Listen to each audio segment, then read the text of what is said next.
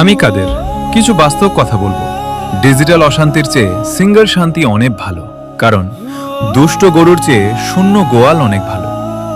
জীবন থেকে অপদার্থ মানুষ বাদ দেওয়া কোনো ক্ষতি নয়, নিজেকে বাঁচানোর সঠিক সিদ্ধান্ত। এক ফোঁটা অশ্রু যখন ভিজে যাওয়া দু চোখের কোণ বেয়ে গড়িয়ে পড়ে, তখন বোঝা যায় উপেক্ষা আর অবহেলার যন্ত্রণা কতটা মারাত্মক। প্রতিদিন বুকের ভেতর একরাশ পাথর চেপে ধরে। ভেজা চোখে স্মৃতির পাতা উল্টানোর চেয়ে এই নিঃসঙ্গ শূন্য ঘটায় যে কত আশ্রয়ের, তা শুধু সেই অশ্রুসিক্ত চোখ দুটোই জানে।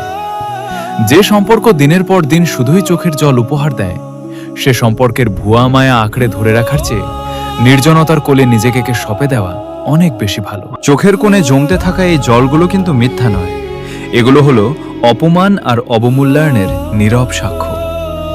যারা ভালোবাসার কাঁচের ঘরটাকে নিমিষেই চুরমার করে দেয়, যারা বুকের ভেতর জমা কান্নাগুলোকে কোনোদিন অনুধাবন করতে পারল না, তাদের জীবন থেকে আড়ালে সরিয়ে দেওয়া কোনো অপরাধ নয়, বরং নিজের ঝরে পড়া অশ্রুকে মুছে ফেলে নিজেকে নতুন করে বাঁচিয়ে নেওয়ার বিনীত আকুতি। প্রতি রাতে বালিশ ভিজিয়ে কান্না করার চেয়ে ফাঁকা ঘরের নির্জনতাকে আপন করে নেওয়া অনেক বেশি প্রশান্তির। ভুয়া মানুষের মিথ্যে মায়াজালে আবদ্ধ হয়ে প্রতিনিয়ত রক্তক্ষরণ সহ্য করার চেয়ে একা থেকে নিজের ক্ষতগুলোকে সারিয়ে তোলা শতগুণ শ্রেয়।